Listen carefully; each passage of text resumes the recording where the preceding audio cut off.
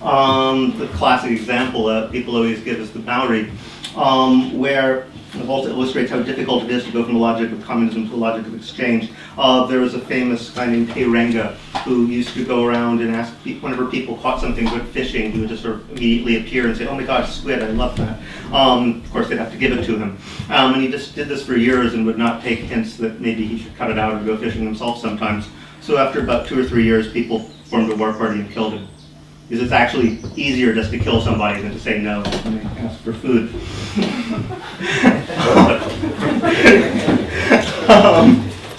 Now, the interesting thing about what he thinks about communistic relations in this sense is that they're based on an assumption of eternity. They're on relations that are assumed to last forever. Your family members, your friends, even though you know they won't be around forever, you treat them as if they will. Or relations that actually are eternal, such as that's why I think why moiety systems became such a good example of this. If you have an Iroquois moiety, for example, each side is supposed to bury each other's dead. It would be insane for someone to say, well, you know, we buried 7 of your dead guys this year, and you know, we buried 3 of ours. I mean, you know, it's just, when calculations like that would be crazy, that's when you're in the presence of communistic relations of that kind. And of course, it's crazy because these 2 sides of the village will always be there. Exchange, then, in contrast, relates to relations, I would say, when you have relationships based on autonomy and a certain level of equality. The need to return gifts is premised on a certain assumption of relatively equal status. And I always give the example of exchange of dinner invitations. I mean, one of the power of Mauss's critique is that classical economics is even if you have Milton Friedman in a room and you take him out to an expensive dinner, he's going to feel obliged to take you out to dinner back, even though his theory says he shouldn't. On the other hand, that's only true in certain circumstances. If you're George Soros and you take Milton Friedman out, he'll say, "Great, I got something for nothing." And on the other hand, if you're a minor graduate student, he'll probably think that just allowing you to take him out to dinner was favor enough. So if the 2 parties are not equal in status, the assumption of return of gift does not come in. Now, so what you have is a relationship based on an assumption of equality where transactions can constantly be canceled out.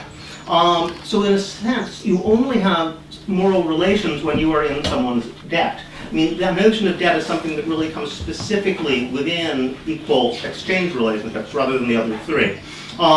Thus the classic phenomena described by the TIV, for example, where people are constantly giving each other minor gifts of food, but you never return exactly what they gave to you. You always give a little bit more or a little bit less, because if you gave exactly the same, you'd be saying you no longer want to have anything to do with the person. So in a sense, sociability is a matter of debt, and you have to constantly maintain this network of tiny infinitesimal debts to maintain sociability. The logic of hierarchy, in contrast, what I find really interesting about it is that it works on, if anything, the opposite principle, which is to say that a gesture, a gift, if it is to have larger significance, is not to be reciprocated, but it rather becomes a precedent for future action. Mark Bloch gives some wonderful examples of this in his book on feudalism, where the lord has a bear and the peasants think this is cool and they raise some money to support the bear. Bear dies, they still have to pay. Because once you give a gift to a feudal lord, it becomes a matter of custom and you have to do it every year. And I think that logic occurs much more often than we think. There's a certain logic of repetition. I mean, it works in charity. I gave money to the United Farm Workers once and I've never heard the end of it. And you know, we all have this happen if there's no assumption of equivalence of status whatsoever, a dramatic gesture will be taken as sort of a way of negotiating the terms of the relationship, and that will be expected to repeat. And it becomes evidence for some sort of essential nature or identity rather than, and logic of identity seems to be inherent to that of hierarchy rather than exchange. Now, one reason why it's difficult for people to notice this, I think, well, obviously any such typology is an abstraction, and any real gesture, often there's elements of all of these things going on, and different people are interpreting the same gesture through different moral rubrics. These are pragmatic moral logics of underlying action. One of the interesting things about the gift is that, sort of especially the dramatic agonistic gift seems to bring all of these things together simultaneously in complicated ways. This is why, there are especially a point where exchange can slip into a hierarchical relationship or is perceived to have that danger. Thus, Mauss himself produced this famous example of from Posidonius of Celtic nobles who are playing all these games of exchange, and when you get completely stuck, when you're at the point where somebody gives you something you couldn't possibly ever return and you're publicly humiliated, the only honorable thing to do is to kill yourself. There's an example of the exact opposite in an Icelandic saga where one Viking gives another a gift of their friends. They compose poetry together. One drops off this beautiful shield. Nobody's ever seen anything like it. The other one goes away. The first one sees it and says, oh, okay. Oh, but almost done. That's all right. Says, what is this? Your friend Egil gave this to you. Oh, so he expects me to stay up all night composing a poem to thank him for his generosity. To hell with it, I'll kill him. He gets on his horse and he goes off to kill the guy. The guy gets away. He's too far off, so he has to go home and write a poem saying how wonderful he is. And this is the point where gift sort of slipped into the danger of hierarchy.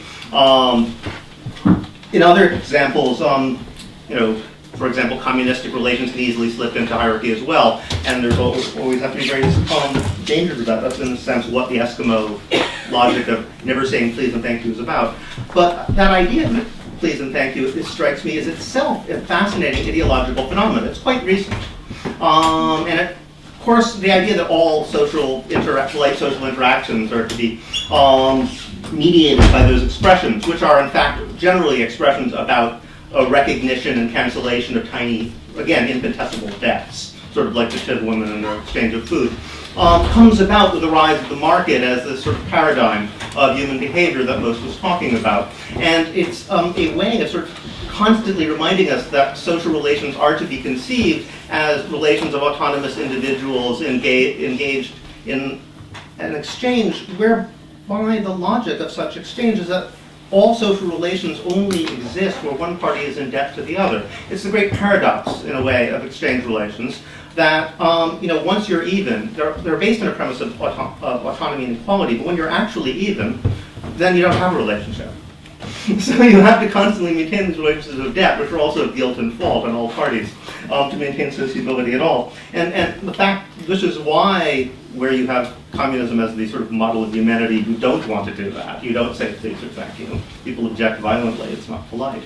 Whereas, and if you have a different model of humanity, it's what's done all the time.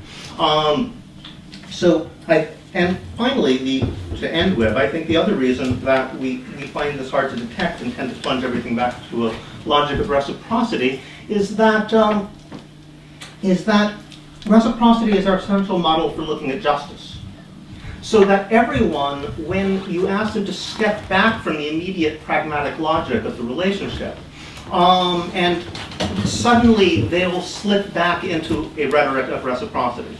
No matter how feudal relations between lords and peasants might work themselves out in practice, by a logic of precedent largely, when people sort of talk about feudal society in the abstract, they'll say, well, the priests pray for everyone, and the lords fight for everyone, and the peasants make food for everyone. No one would ever think to calculate how much prayer or how much fighting goes for how much wheat. That would be insane. But you go back to a level of reciprocity when you want to say the whole system is justified. And I think systems like the Kula, like circulating marriage systems, or all these abstract models of people trying to say, really, on the ultimate level, everything reciprocally cancels out. But I don't think that's true at all. Thank you.